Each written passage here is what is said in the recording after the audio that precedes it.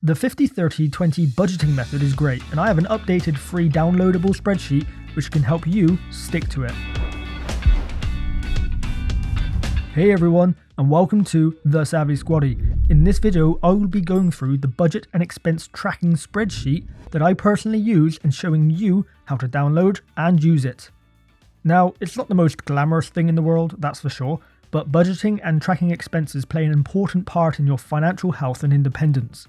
By creating a budget, you gain a clear picture of your income and expenditures, which helps in making informed decisions about spending and saving. This ensures you live within your means, avoiding the pitfalls of debt and financial stress. Tracking expenses holds you accountable as it reveals spending patterns in areas where you might be overspending. This accountability promotes discipline, but also supports achieving long-term financial goals like saving for retirement or buying a home, etc. The spreadsheet I have created includes a yearly overview, so you can see how much you have spent in a category and what percentage that makes up of your income. That feature alone can highlight some tough pills to swallow. Before getting into it, what I'm about to go through works for our household. There is no real defined way to have a budget spreadsheet. It depends on you and how you want to organize it. If you like certain aspects of my spreadsheet, feel free to download it, reverse engineer the formulas, and create one that suits you. Please do watch this video to understand how the whole thing works. If you just download it and start inputting data, you might mess up the formulas and it won't work the way it's intended. Also, whilst this will help you allocate your income and track your expenses, it won't actually keep you in budget. That is down to you at the end of the day. This spreadsheet serves as a guide and an accountability tool. For the benefits to work, you will need some discipline to actually stick to what you have set. But with that out of the way, let's get into it. The spreadsheet is only accessible via Google Sheets. It's like Excel, but on Google. It's free to have a Google account and easy to set up. You can access Google Sheets via desktop or on the app on your phone. I'm old school and I like to do it all on a desktop. The link to download the sheet is in the description and pinned comment of this video. When you click it, press Make a Copy. This will create a copy of the master template that I hold onto your account. You do not need to be requesting editing permissions or anything like that from me to use this. If you find yourself doing that, you've probably gone wrong somewhere. Once you've made a copy, it will open and you'll be brought to the front page of the spreadsheet, which is the yearly overview. Before we get into this, rename the spreadsheet. Do this by clicking in the top left and inputting your desired name. You can go to Google Sheets homepage by clicking the green icon in the top left or by searching sheets.google.com. Along the top of this yearly overview, you can see the separated segments of needs, wants, and saving, investment, debt, or SIDS. Then under each of these three segments are the categories which fall into each. These are not set in stone, you can change these to suit you, and I will show you how. On the left hand side are the months of the year, and on the right hand side are the total expense, income, and saving investment columns.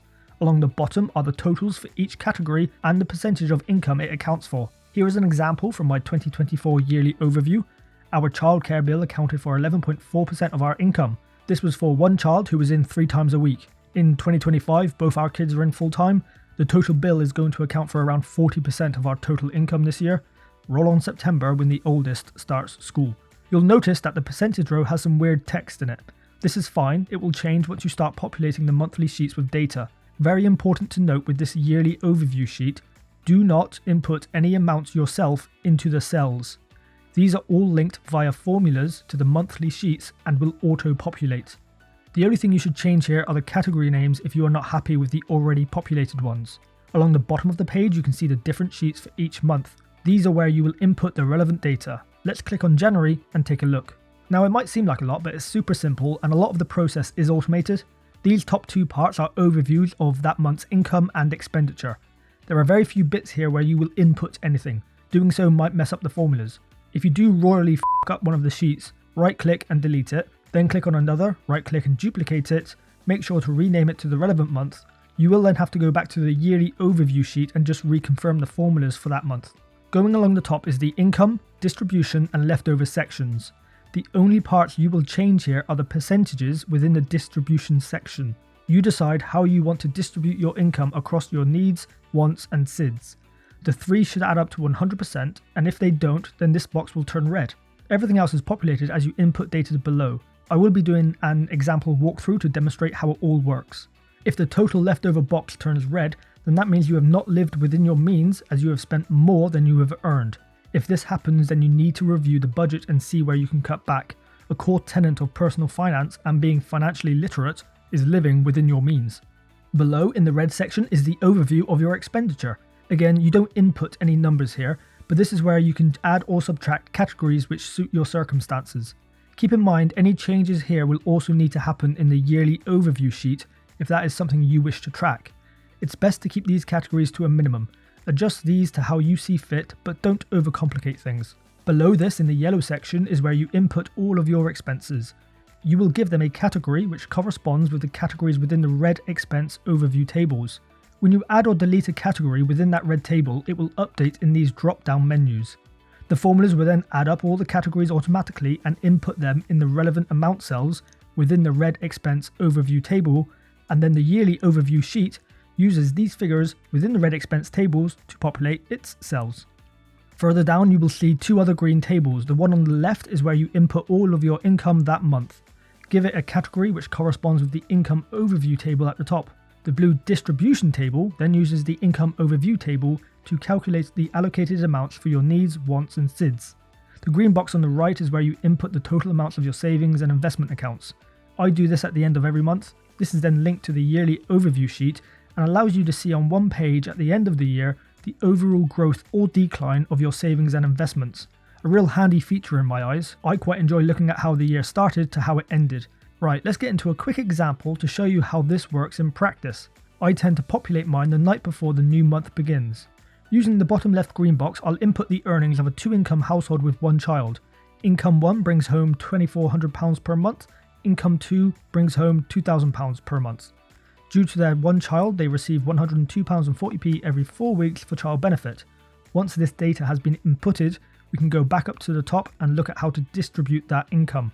By default, it will be on 40-40-20, but this is where you can change it to suit your requirements. As both parents work, they pay for full-time nursery, and they also have a mortgage, so their needs are quite high.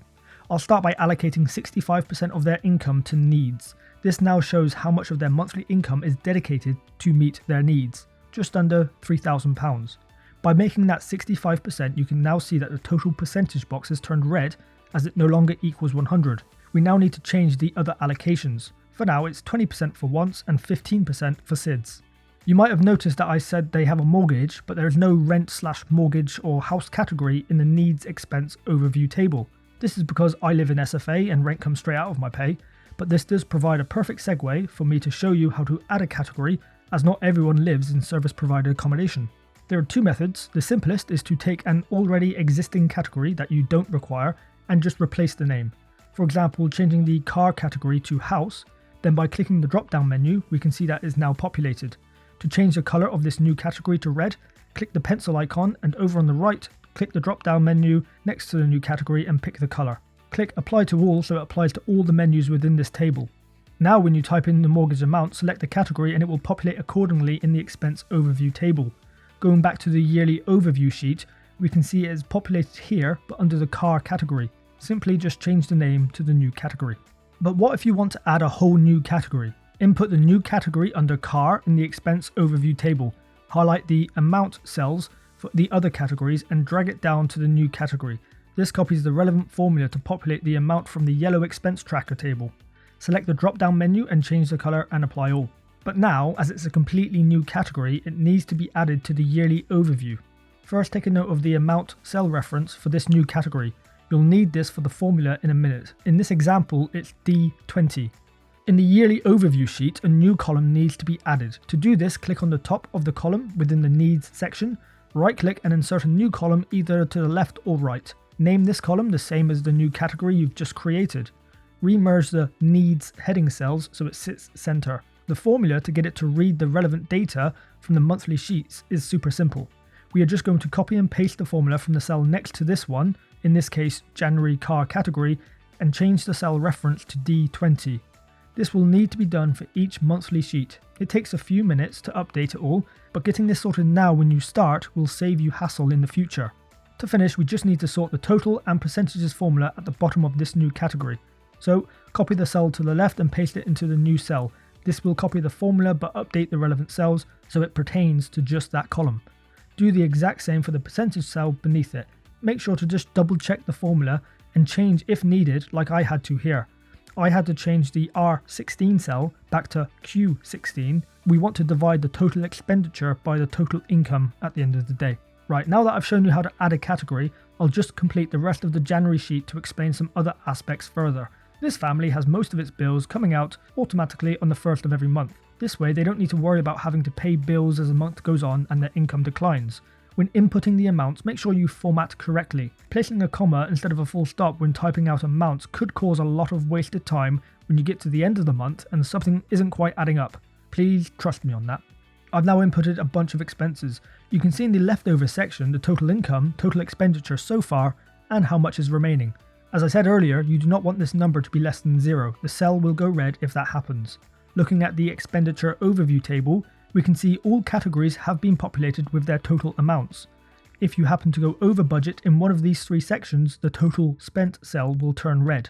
Don't worry too much if this happens. I will occasionally go over my allocated amount for the month, but this might be because I have paid for the car insurance in one go, or I have invested more money that month. If the reason you have spent more than the allocated amount for that section is valid, and even expected for that month, then don't worry. It only becomes an issue if it is continuous and if you are spending more than you are earning. When you see it turn red, review and find out why. It can highlight that perhaps your spending habits need to change, or maybe just your distribution of income needs to change. What I would say though is not to change the percentages at the end of every month so that you are bang on with the allocated amount. That sort of defeats the point of it. At the end of the month, populate the savings and investments total table at the bottom right. You can then hop back to the yearly overview table to see it all populated. You can now see the percentages of income populated too. Obviously it's just showing January for me as that's all I've filled out for this. I can't stress enough how useful this overview page is at highlighting how much of your money goes to certain things. A few points for troubleshooting. If you do happen to input text into one of the auto-populated cells, Ctrl-Z to undo it. If you don't notice it until a bit later and the undo function no longer works, just copy and paste the relevant formulas from the other months or cells and change the relevant bit of data. If you happen to have a lot of expenses and need to add more cells, then before you use them all up, highlight a few, right click and add cells. This will then copy and paste the relevant formulas. It is hard to cover every eventuality you might experience with this spreadsheet, every issue and every solution. If you do encounter a problem, leave a comment below explaining it and I will try to help you out. The link for the spreadsheet is down below. Please do utilize it and provide me with feedback. I'm hoping this will be as helpful to you as it is for me. If you want to take control of your finances and change your financial situation, this is where you can start. Do you already have a budget? Do you think this will help? Let me know in the comments below. Thank you all for watching. If you liked what you just saw, please hit the subscribe button up there. And if you want to see some more videos, click over there. See you soon.